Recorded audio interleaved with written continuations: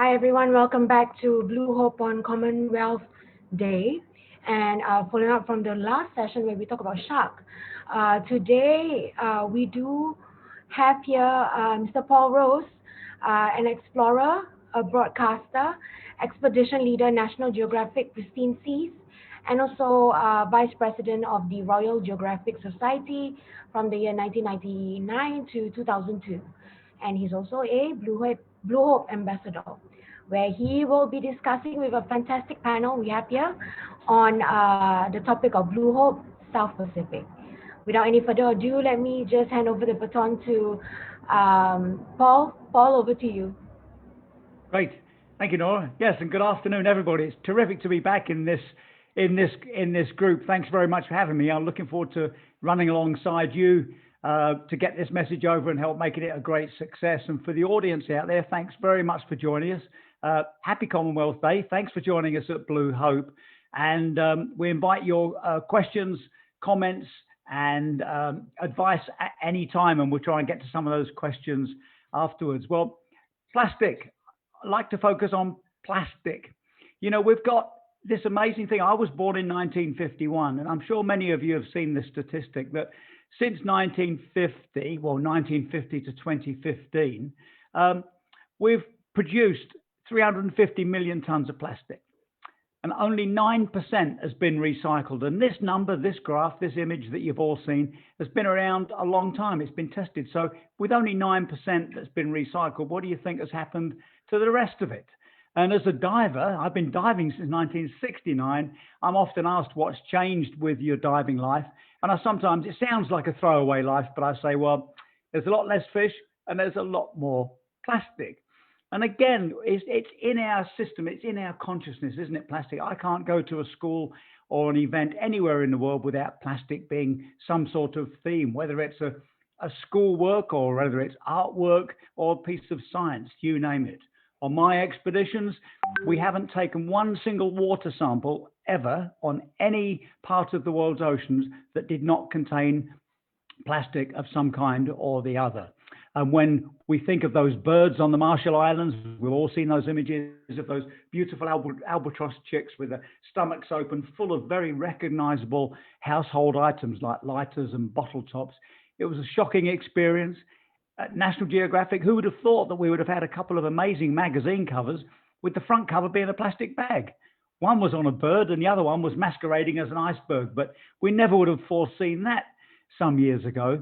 And we've had funny moments, we're almost of celebration. I remember when it was made public that we could prove that nanoplastics crossed the blood-brain barrier in fish.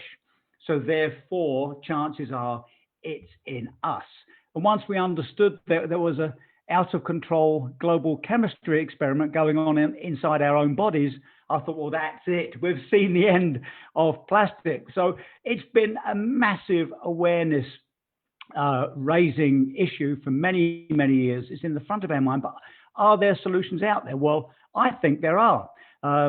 There's a lot of global projects, technical projects. It's become more in the social consciousness that we don't throw plastic away. As a kid, I remember walking through the streets of London and seeing people take the plastic foil off a pack of cigarettes and just throw it on the street. And that was normal.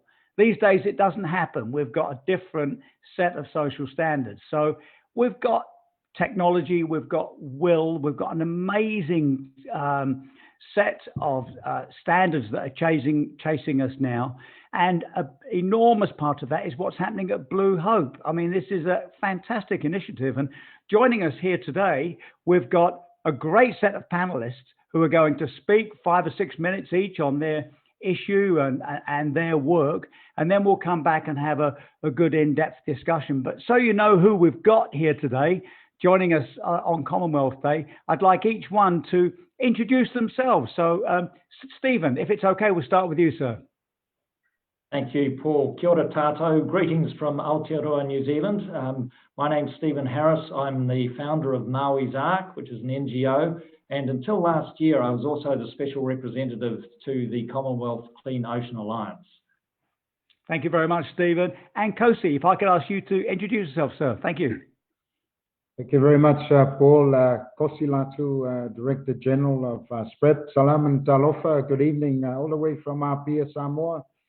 We're a very small island in the Pacific. Look us up in the map, see if you can. Thank you very much to the organizers of Blue Hope for organizing this webinar to commemorate Commonwealth Day 2021. Thank you very much. Thank you, Kosi. It's great that you're here. Now, we're very much hoping for Timor-Leste's Secretary of State, Demetrio do Amaral de Carvalho, and we are very much hoping can join, but there's a problem with the internet in that part of the region, so may or may not join. But just a quick double check. Are you with us at the moment, Demetrio? No. Okay, we'll stand by and very much hope can join later. So we'll pass over to Dato, Dr. Nick Boden, please. Salamat Tanggahari, Salamat Hari Commonwealth. I'm Dr. Nick Boden from Kuala Lumpur in Malaysia, and I'm a founder of Klean. Klean is a sustainable reverse vending machine network that we're busy rolling out in ASEAN, and it's a pleasure to meet everyone and to be a part of this fantastic initiative here in Malaysia. Thank you very much, Dr. Nick. And of course, last but by no means least, the reason that we're all here and the whole Coral Triangle seems to be revolving around this great man, Simon Christopher. What do I say to that? Thank you very much. Simon Christopher, marine biologist, storyteller, been living in Coral Triangle for 25 years, trying to bring the underwater world into people's lives. And it's an amazing journey we've just started. It's fantastic having Stephan and Kosi here, representing huge body of ocean over really sort of at least a third of the planet here, with starting the humble beginnings of Blue Hope South Pacific. Sorry, obviously not to have Demetrio here. We kickstarted our plastic neutral journey there in 2019, being Timor-Leste being the smallest and newest and poorest country in the Coral Triangle. It's very much a David and Goliath story, this, and it very much marries with the SIDS, the small island developing states in the South Pacific. So great to be here. And then the other end of the saying, we're trying to bring value to plastic. So having Dr. Nick here from Klean is very exciting, and we'll be hearing about that. So fabulous to be here. Thanks. And obviously having you here, Paul, couldn't be in better hands. Thank you. Great stuff, Simon. Okay, well, thanks, everybody. So now those of you who are watching, that's who we all are. And who knows, maybe Demetrio will join us as the session continues. And if you are in touch with us at the moment, Demetrio, fingers crossed, and good luck in your technical battle to join us. So we'll return back to the panel now for their presentation, and we'll just do in the same order, if that's all right with everybody. So, Stephan Harris, the floor is yours. Thank you, and I'm going to share some pictures with you on screen because they're much nicer to look at. So just bear with me for a moment.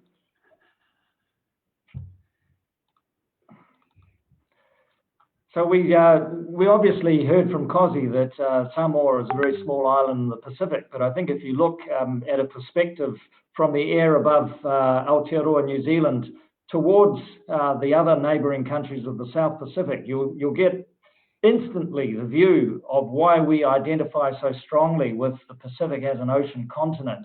And the picture on the right there just shows you that the maritime domains of the South Pacific are way, way bigger.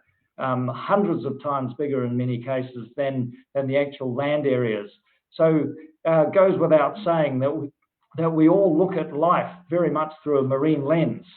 And this, of course, goes on to our shared commitment to environmental values.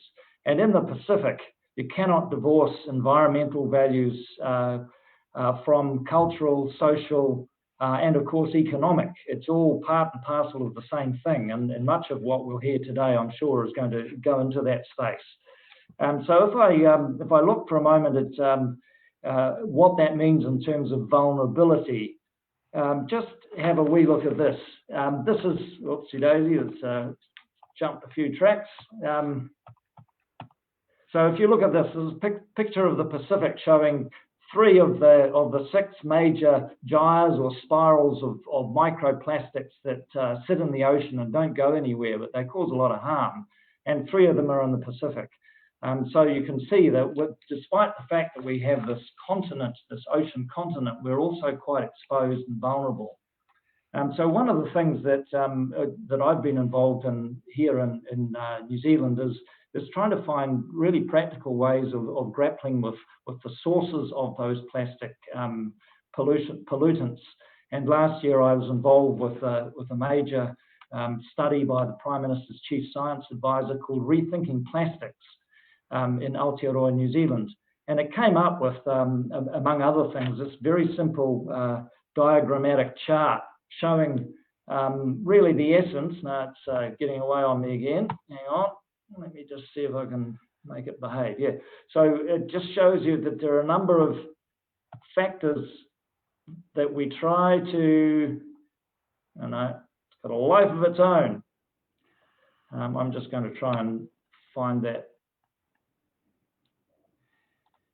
I'll try and get it up because it's quite a good graphic that shows you just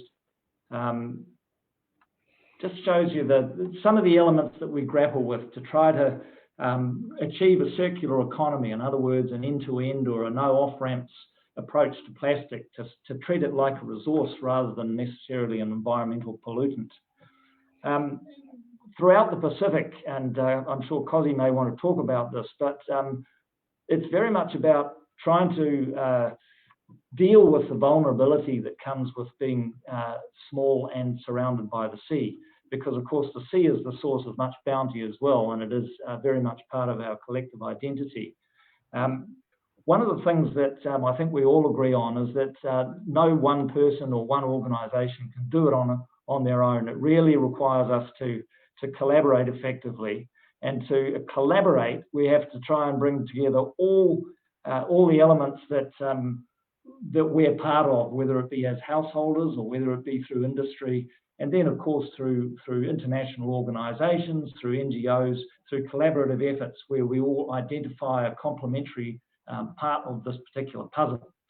One of the things I think that's really important about what Blue Hope and some of the others taking part in the webinar today are trying to achieve is that we realise that the circular economy approach recognises the reality of plastic in our lives.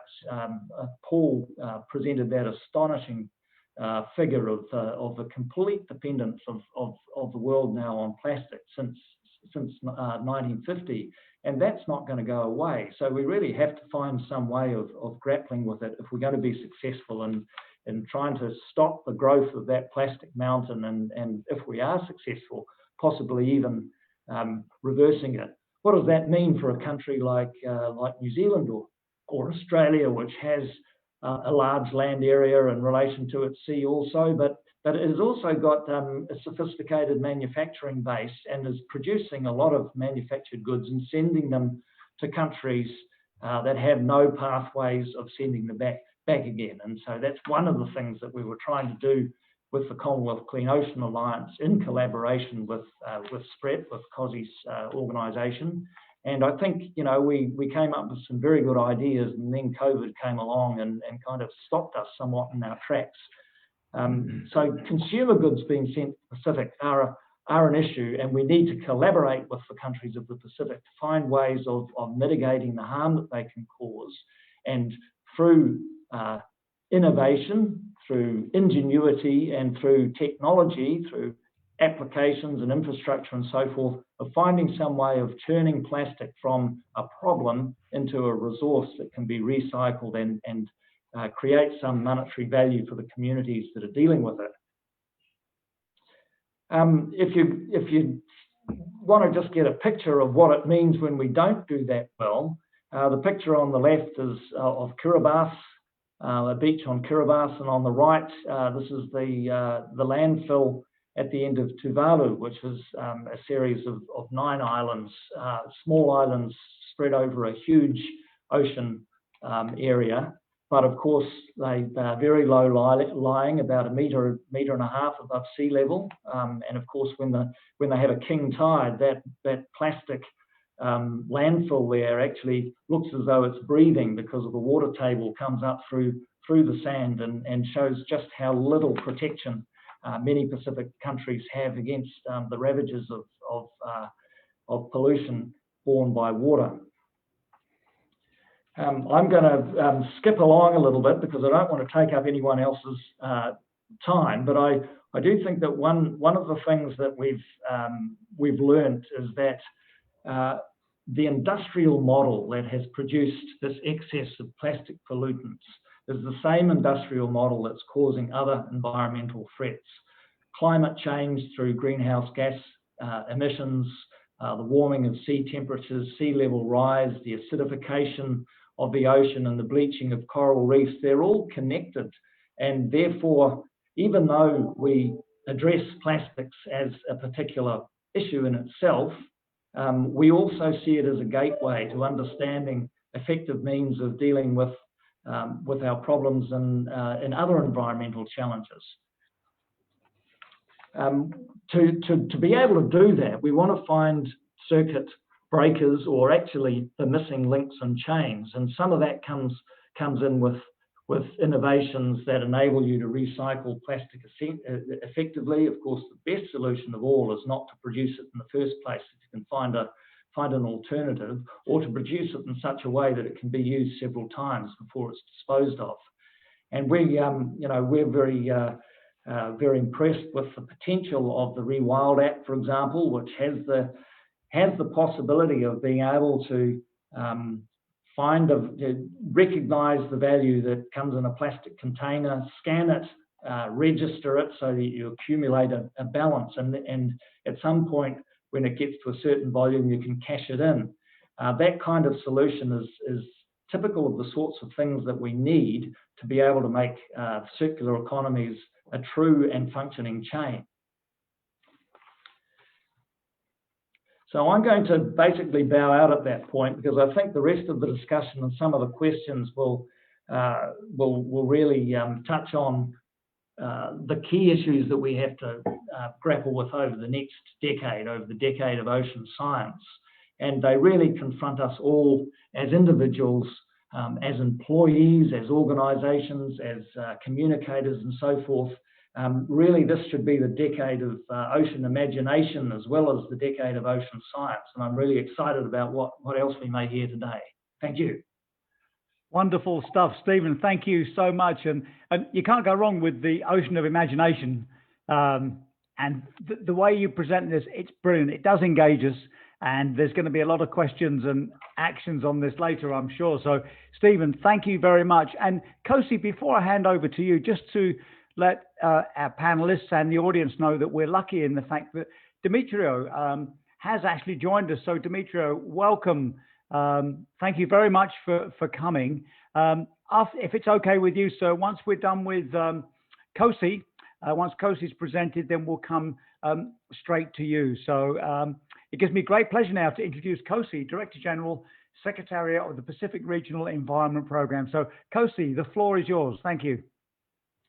Thank you very much, Paul. And in some ways, I like to thank Stephen. I think Stephen's done a good job of introducing some of the key issues that I was going to talk on. So it's good to reinforce those issues, because sometimes we take it for granted, or we kind of, let it just go by us. But I think what Stephen has said previously is really, really important. So I want to build on that, because that's an excellent platform. So thank you, Stephen, for that.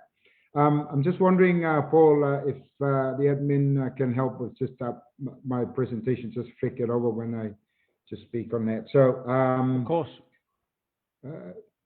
Can we share screen?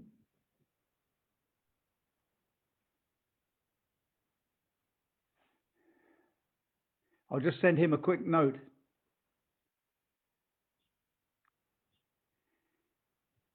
So while that's happening, just to build on what Stephen said, in terms of the context of the Pacific, we all know the stats. It's a third of, in terms of the Earth itself. We're talking about over 33,000 islands, and it's one ocean. We're not talking about many oceans.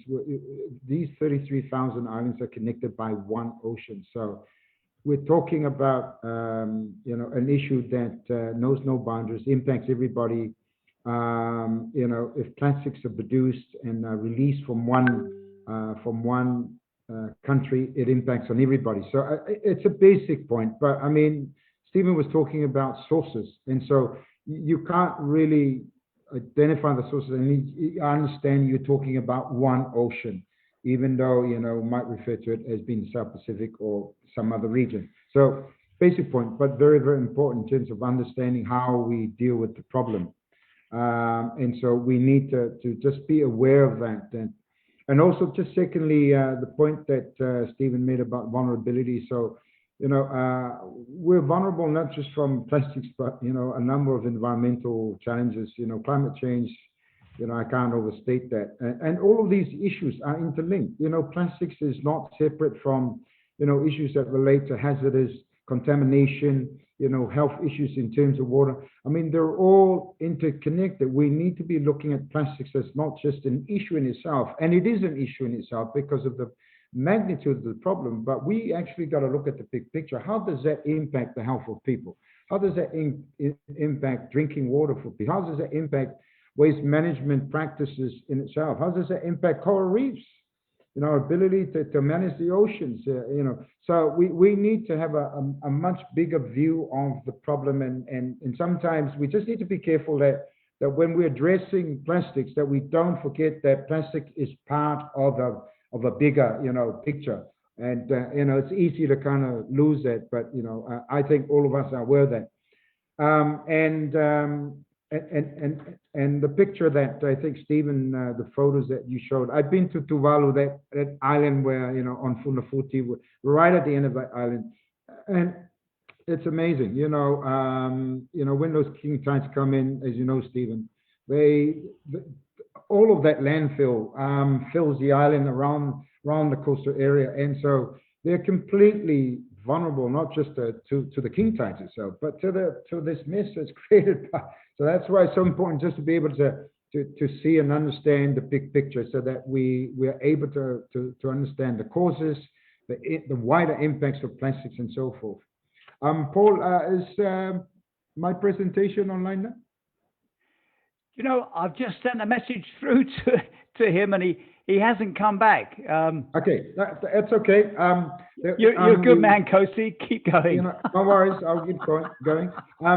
There was a really nice. I had a similar image like the one Stephen had about the Pacific region, and that's our constituency. But as I said, if you look at the big picture, it's not disconnected from Asia. It's not disconnected from the Americas, from the Arctic, from the Antarctica. I mean, all of these dimensions are so critical in terms of how we deal with it. The whales that come up from the from the South Pole up to the Pacific, during the summer. It's been proven that there's an impact of plastics on the whales. And you imagine that some of these smaller island countries like Tonga, Niue, Fiji, that depend on tourism, and the impact that plastics has on potentially has on the whale tourism. Well, COVID has changed that, but before that, it was a potentially concerning issue. So it's very important for us to be aware of that. Let me just get to the what is the Pacific doing? As a region, Stephen talked about. It's not just industry. It's not just governments. It's not just the private sector. It's everybody. Governments can introduce policies and legislation, but if we don't get the community, working together to address those issues, we're not going to move forward.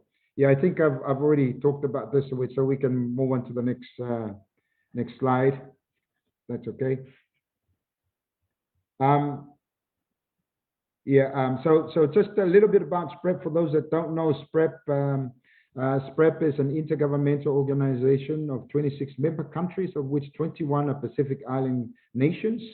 That includes some of the territories, the French territories and the American territories. And so it's not just sovereign states that we're talking about. We're also talking about some of the territories, Henderson Island, in the Pitcairn group, that's part of the UK. We all know about Henderson Island.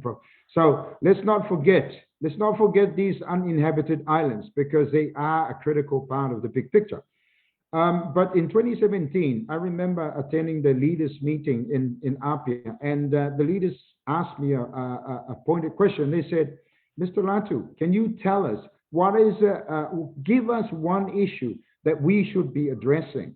And I said, well, you all know about climate change, but I want to tell you something, that there's a really, really important issue that's rivaling climate change, and it's marine litter. It's plastics. And so the good thing about it is that as a result of that meeting, they decided that we should have a regional response in the form of a regional action plan, a marine litter plan.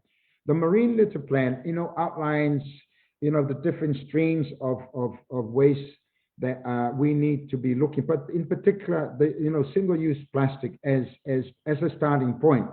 And many countries have now implemented this marine litter plan in terms of developing their own policies, legislation, and also looking at bans. And I'll talk a little bit about the bans when we get to the next slide. But that regional action plan, the marine litter action plan, is complemented by other frameworks. The Pacific has various mechanisms, regional mechanisms, and the one that I want to mention that complements this is what we call the Cleaner Pacific. It's a strategy that looks at managing, waste and pollution within the region. And so those are strategy, high-level documents, but they're important because it echoes what our leaders see as a critical issue, because plastics is a cross-cutting issue. They don't look at it just as a waste issue. They look at it as a cross-cutting issue.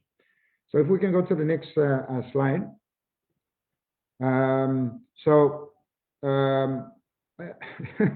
I don't know, that kind of looks scary, doesn't it? But really, that really is to try and highlight the fact that soon after that leaders' decision, many of the countries start putting in place bans. Now, we know there are different views about the effectiveness of bans on plastics and so forth. The problem is that there's a one-way flow of plastics into the region, and there's very little going back in terms of recycling and reuse and so forth.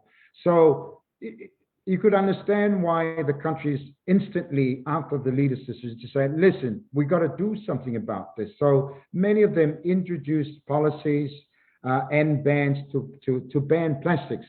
And I'm not going to get into the pros and cons because that's not what I want to talk about. But I think that what's important is that these policies that are now in place to ban plastics is a starting point. It allows the country to start looking for alternative solutions, while in the meantime looking at how do we transition from these bans to alternative, innovative solutions that industry are now starting to look at. So I don't think personally that bans are bad things. I think for the Pacific, it's important because that's one thing that we can do immediately. So it's helped. What we've seen is that, the one positive thing that we've seen in the bans is that we've seen an almost immediate change in behavior. Very soon, people starting, when they go to the supermarkets now, they're thinking about, oh, I don't want to buy a plastic bag. I want to use a reusable bag. So that's one positive thing about plastic bans that I want to just highlight, because as I said, there are different views about it. But I've seen a change in behavior, which is very, very important, because you can have all the policies and have all the legislation, but if there's no change in people's behaviors, then alas, it's a very difficult job for all of us. Yeah. Just the next slide. So we were then looking at opportunities. Now, what are some of the regional events that were coming up, big opportunities where we could actually highlight some of these things? So the Pacific Games in 2019 was an excellent event. So we worked with the Samoan government to green the Pacific Games. and it was fantastic. We were able to take out of circulation. I'm just looking at my stats here. We were able to take out of circulation roughly about over 1,500,000 milliliter single-use plastic bottles. 1 million single-use plastic bottles were not used during the games because we were able to provide reusable water bottles to 9,000 athletes and officials. And it was an incredible example of how you could use events like that to actually promote campaigns like, free plastic games. And we still got those posters still around up here at the moment. So, I mean, I'm not saying that these things will eradicate or solve the problem, but it's a good community advertisement of the need for us to start thinking about a change in our thinking, in our behavior, and so forth. And so that was an excellent. We used the Pacific Games to then build on some of the more specific actions that were taken on ground. We encouraged officials and athletes to plant over 8,000 trees, which is, to help offset their carbon emissions. So excellent event for us. Now, I wanted to just try and wrap up because I know I've gone over my time, and I'm pretty sure Paul is probably going to be waving me down. But very, very important for us that we continue to work with not just the governments. Industry is such an important partner for us.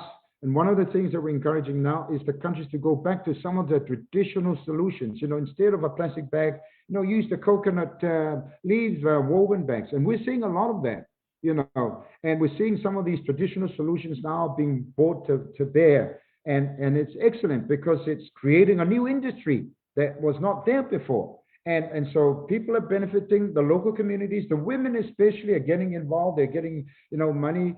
It's encouraging people to go back to some of these traditional solutions. So while in the meantime, we're waiting for industry to come up with some other, technologically advanced solutions to the problem. So I'll stop there, Paul, because I think I've gone over my time. But I wanted to thank Stephen for setting the platform for me. That was very useful. So I'll stop there and perhaps maybe allow the other speaker to speak. Thank you.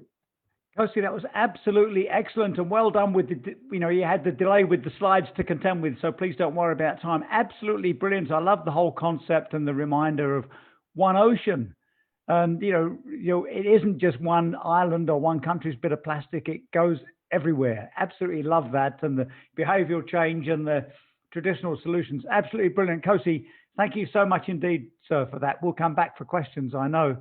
And now, great pleasure to introduce to us Demetrio, Timor-Leste's Secretary of State for the Environment.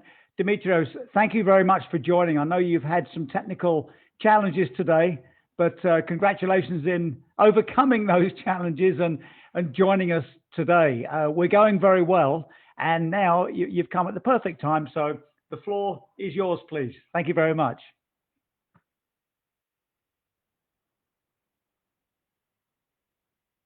You're on mute. Demetrio, you're on mute. You have to just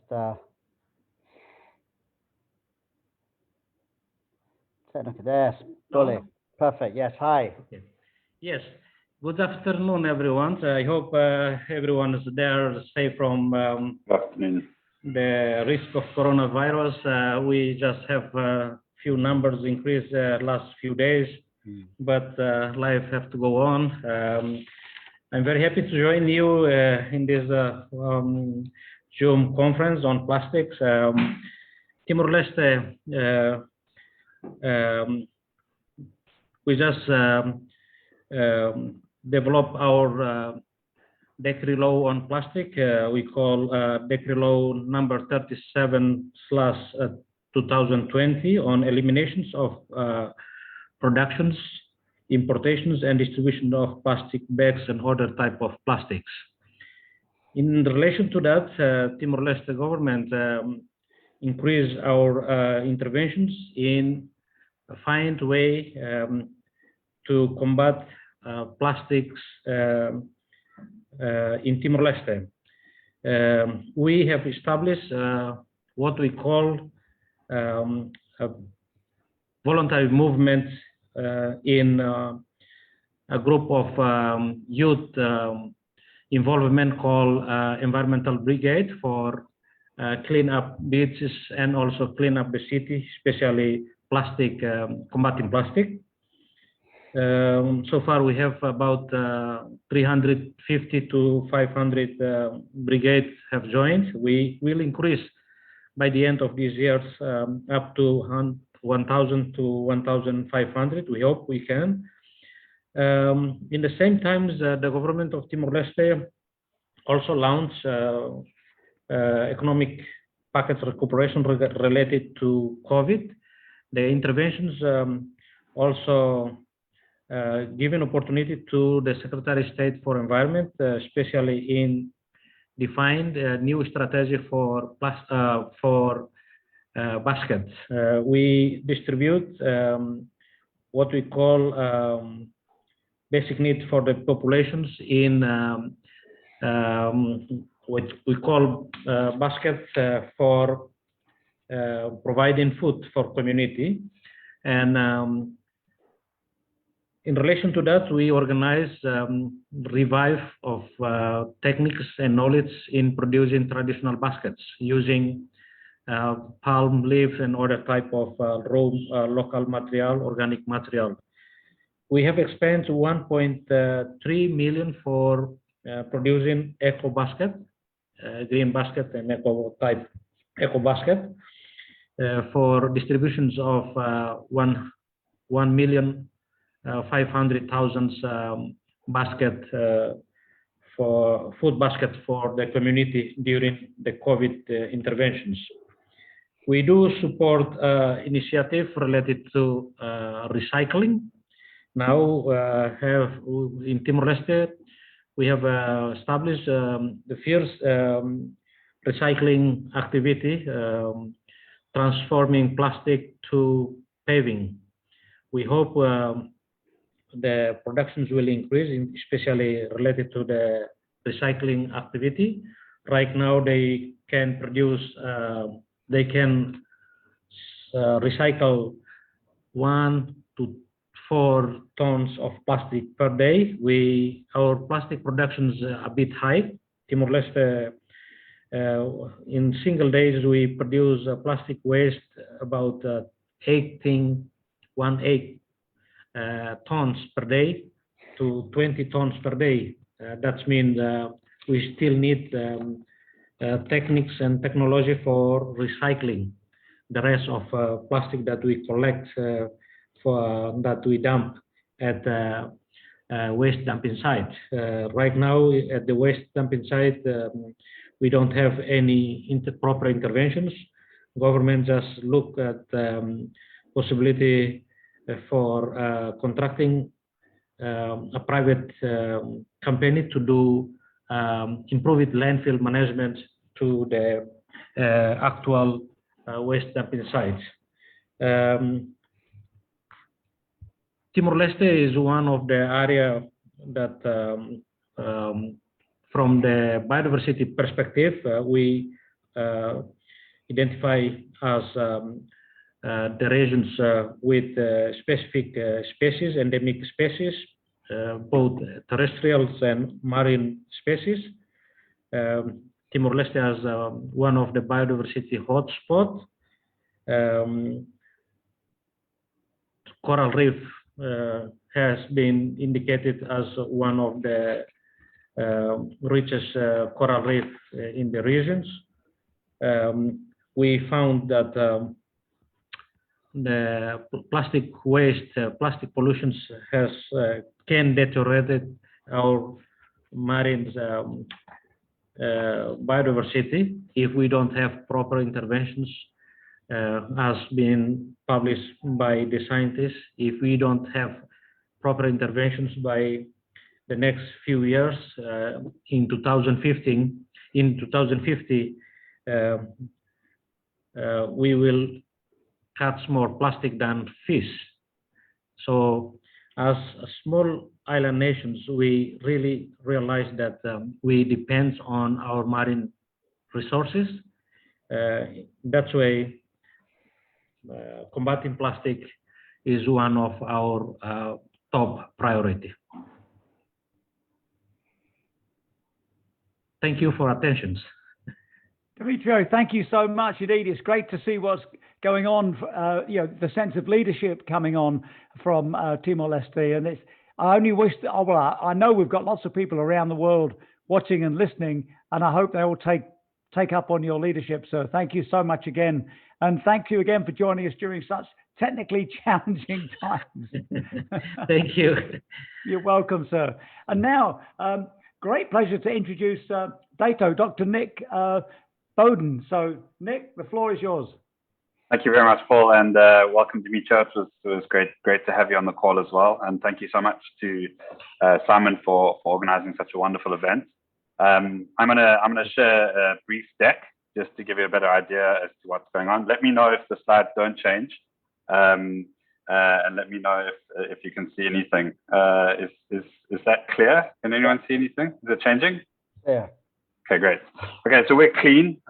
We are a company. My experience is in healthcare. I've been in healthcare for the last 20 years. And one thing we realized, what we have learned in 2020, it's been a tough time, but it's provided opportunity. And I think as a healthcare provider, one thing that we have definitely realized is that we've been saying it for years, that healthcare is extremely important. And I think if anyone was in doubt of that prior to 2020, I think that's changed. Let me know if you're seeing the slides change. If it's stuck on one, please let me know. It's stuck. It's stuck, yeah? Yeah. Yeah. All right. It's changed now. It's changed now. Okay, hang on a sec. Okay, am I good? Let me know. Can you see healthcare? It's gone black now. No, it's just black. Okay, let me know if it comes to the front. Good old technical technology, yeah. Okay, can you see that? Is that still black? Still Yes. black. Okay, hang on a sec, sorry. Okay. Is that working? Yes. There's healthcare. Okay, great. Healthcare. Okay, wonderful. Sorry, kind of getting there, right? So yes, healthcare, I think we all know, is extremely important. And of course, so is the environment, right? This link between the environment and healthcare is very, very obvious now because, you know, we feel that this virus may have come from us perhaps eating things we shouldn't have been eating and burning, you know, huge areas of land burning, releasing viruses and toxins into the air that perhaps have been buried for, you know, millions of years. So healthcare and the environment is important to our survival. You know, a year and a half ago, everyone was talking about wealth and building wealth, and now most of the world is just trying to survive. It was bad enough before 2020, and it's even more difficult now. So I think there's a great lesson we can learn, is that we can teach humanity that we are all in this together, and we can do things that can really help.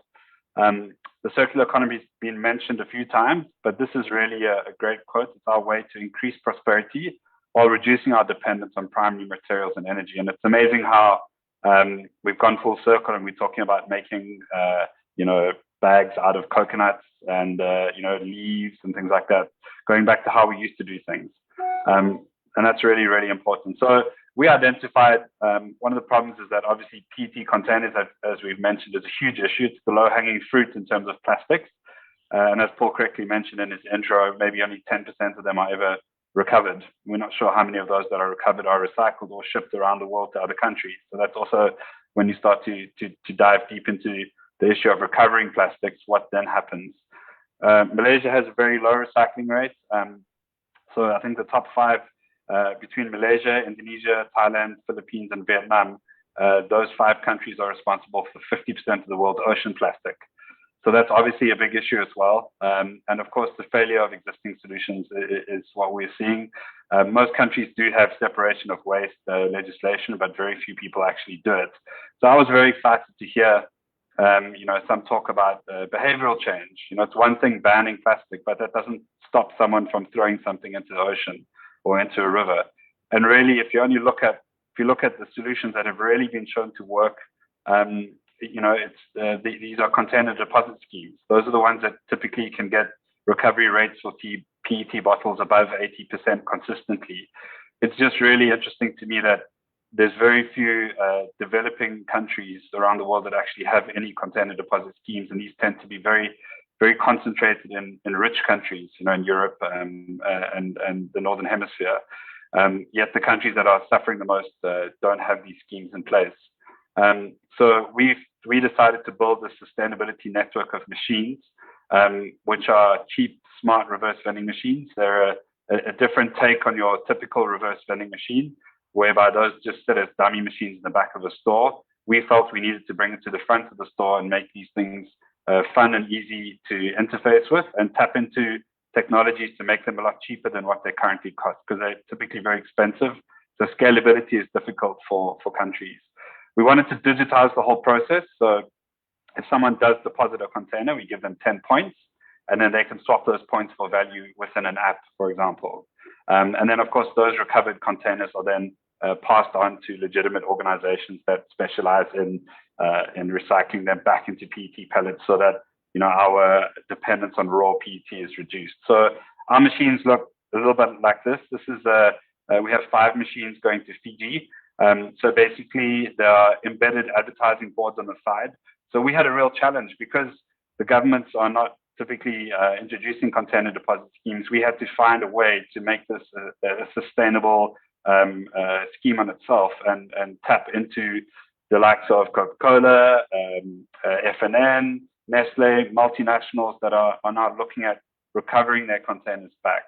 So the way that we figured to do that is to actually turn this into kind of digital advertising screens, because typically these machines go into very high footfall areas, and this is basically how it works. You put your containers in, you know, you get your 2 containers are recognized, and then you get your clean points, which you can either scan into a phone, or you can just put your phone number and it will text you your points and load them into the app when you eventually download it. You can then go and swap those points for value. So instead of giving people physical money, we wanted to be able to have some idea of making sure people do healthy things with the reward system. So we give points, and then in our redemption page, for example, we give kids free theme park rides. At one of the theme parks here in Kuala Lumpur, we give e-cash, micro gold, to encourage people to turn plastic into gold effectively. So we figured out 1 plastic bottle is worth 0.00000013, something like that, Malaysian ringgit cents of gold, but at least give plastic bottles of value so people are less likely to throw them away.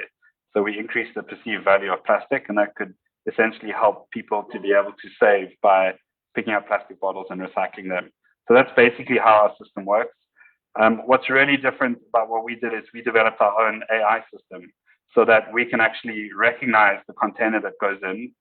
We make these systems very cheaply, so we can actually tell you whether it's a Coca-Cola bottle, whether it's a Sprite or Starbucks, or reject containers that shouldn't be in there. So we can actually give lots of data back to these multinationals to tell them how many of their containers that they're actually recovering. We do a whole bunch of different looking ones. So for example, we could do one for Fiji, which would look like a Fiji water bottle, right? So that would be one of the things that you can do. This is a very famous brand of what they call boba tea in Malaysia, which is very popular. But we can kind of make them look like a Starbucks mug. We can wrap them up so they become quite cool opportunities for branding, and that's obviously how we sustain ourselves.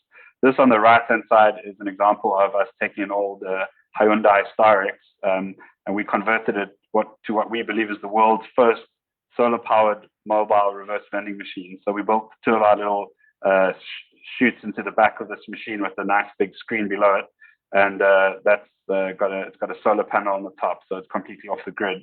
As one of the ways to go to schools to educate kids. So again, really driving behavior change. In Fiji, we won a United Nations development grant to be able to go and install 5 machines in Fiji, in conjunction with a company called Fiji Care. So 5 out of 10 people in Fiji will die of a diabetes-related disease. So the idea was, could we encourage people to be healthier by linking their healthcare with recycling plastic bottles? So what we did is we started this concept called Bula. So if you're in the Pacific Islands, obviously Bula is a colloquial term for saying hello. Mula is money, and we kind of threw the two things together, and we've created this concept called Bula. And what we do is we give people micro healthcare insurance in return for recycling plastic bottles. It should launch. We've obviously been delayed from COVID-19 and a few cyclones that went through over the ship as it was going through to Fiji. So we've got some challenges there, and of course internet connectivity, but that will hopefully launch in the next couple of months. We're also planning to give people free HbA1c blood tests to check their diabetes, because typically those tests can be really expensive, so that we put people in charge of their health and they can actually link sustainability with healthcare. We're busy rolling out 22 of these with Aqua and Dato in Indonesia and Jakarta in little Alphamart stores. So we made them look like bottles. And again, swapping micro healthcare insurance with Allianz in return for recycling plastic bottles. I believe the Aqua bottle is, I think, probably #1 mineral water bottle sold worldwide if you just look at scale in Indonesia. So that's what we're doing there. In Malaysia, we've just teamed up with Shell. So Shell are very aggressive here in Malaysia to basically turn themselves into a much more circular economy company, considering that PET is a petroleum byproduct. And what they're doing is that they're putting solar panels on their Shell petrol stations to try and put less dependence on the grid.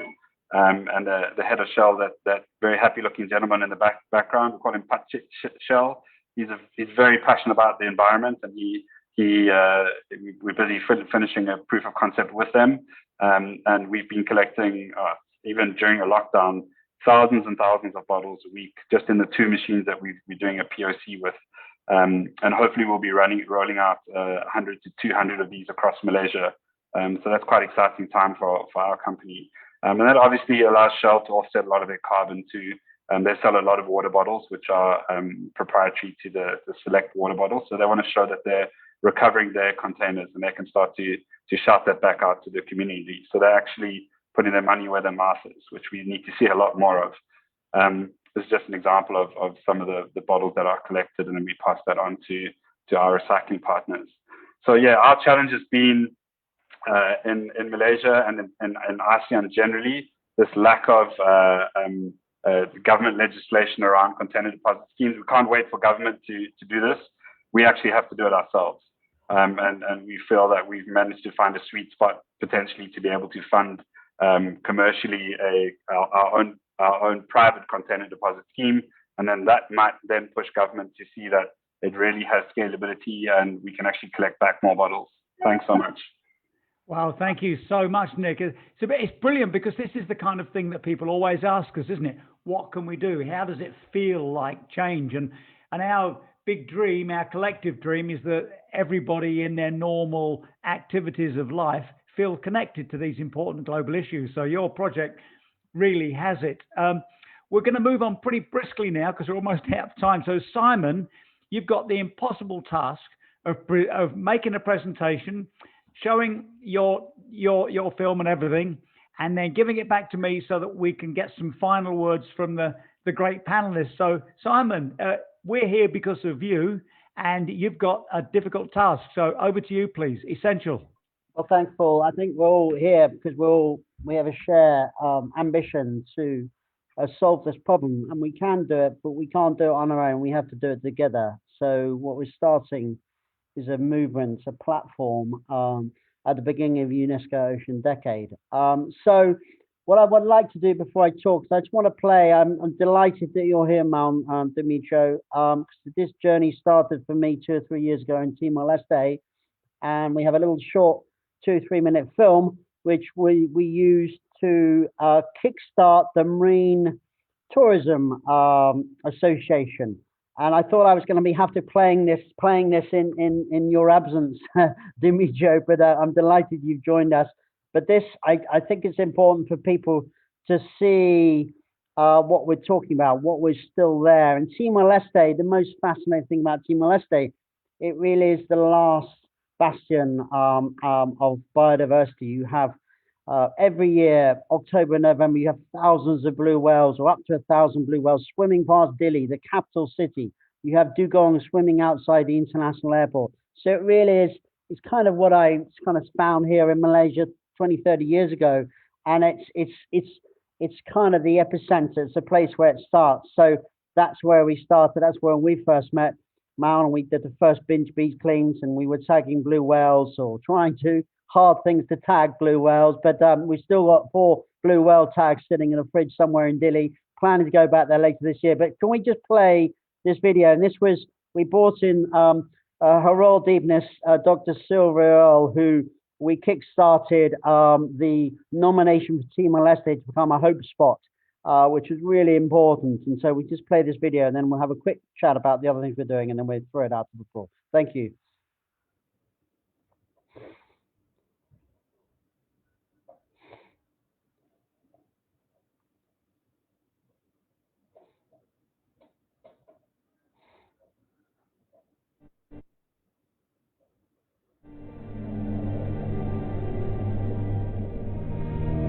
I'm Sylvia Earle. I'm an ocean explorer, a scientist, and founder of Mission Blue.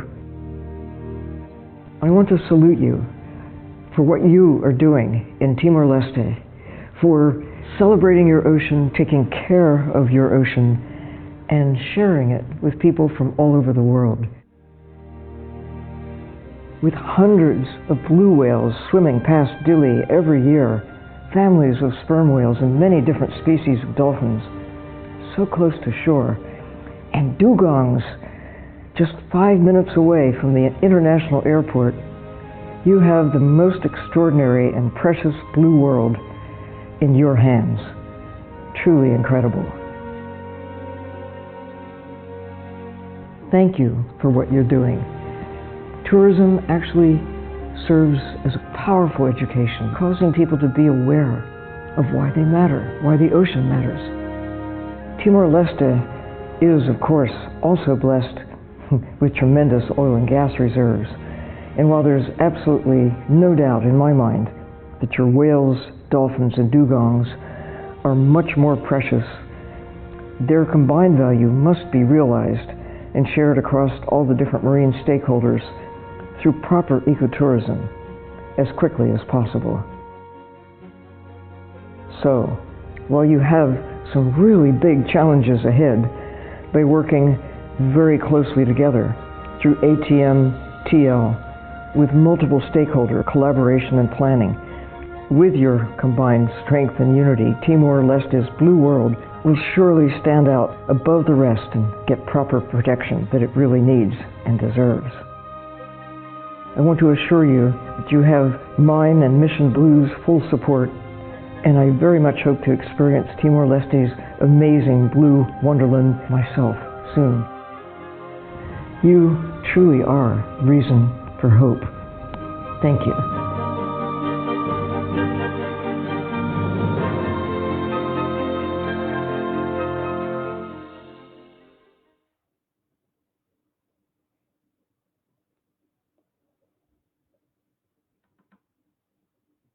Thank you.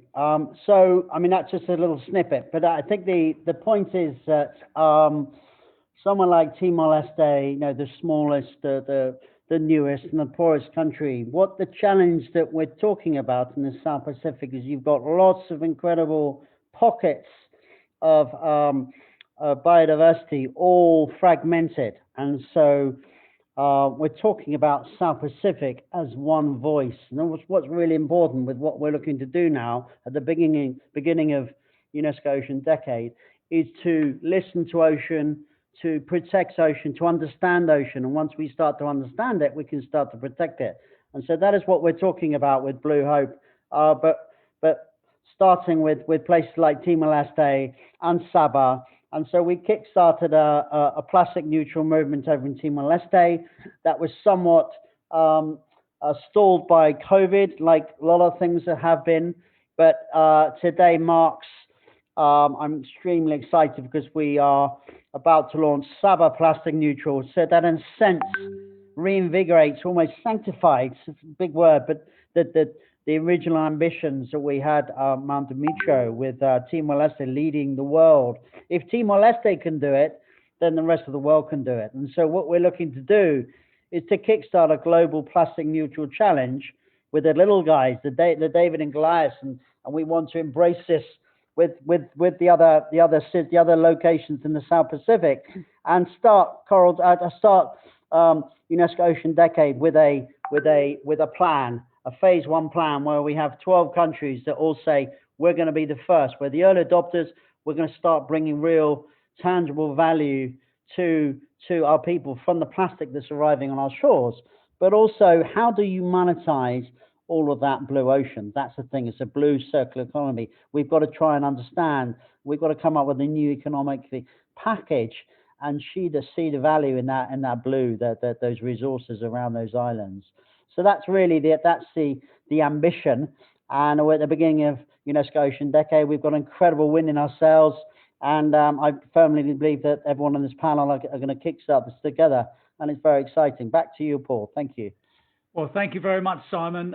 Sorry for it being so rushed, and thank you very much to all of our panelists. We have a word from admin. We've got about 4 minutes left, and I would love to finish not on my words, but on your words. So can I invite each one of you to just, final words to you, and it will be short. So Stephen, if we can come back to your final words, please. You're on mute. Thank you very much, Paul. I do that every time, don't I? Look, we all have a dream of what the ocean can be like, with all of us playing our part. So it's up to us, it's up to our behaviour to live the dream. Great. Thank you very much. Kosi, final words, please. Thank you, Paul, and thank you very much to everybody. I found it really exciting just listening to everybody talk. If I can use one word, it's partnership, Paul, and I think it kind of ties up with what Stephen is saying. Everybody's got a role. We need people like Simon. We need people like Nick. We need governments. Like Demetrio in Timor Leste. So partnership has to be a key way forward to address the issue. Kosi, thank you very much. Wise words for all of us. Thank you. And Demetrio, your final words, please. You're on mute. On mute.